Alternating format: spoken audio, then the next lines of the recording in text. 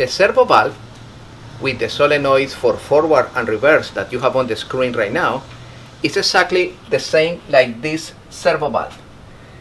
This is a servo valve with three positions. One position in the middle for neutral. This is the oil pump or PTO. The oil enter over there in the neutral position and return and go into the reservoir. This is the neutral position. If this servo valve is located, if this rectangle is located in this position, the fluid enter over there, enter into the closed pack, activate this closed pack, and forward is activated. This is the output shaft, and the transmission is spinning in one direction.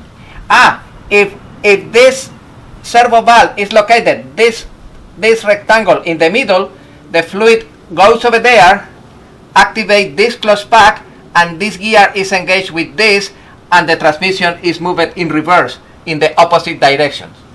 What is the function of the servo valves?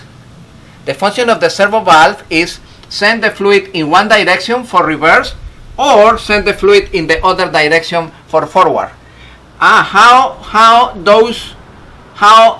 internally is moved the position? Because I have a solenoid for forward. And how the solenoid is activated? When I select in the control forward and I send the signal, you remember the signal in between 85 and 86 to the solenoid? Yeah, this solenoid is activated for forward. If I move it back, I send the signal for the other solenoid.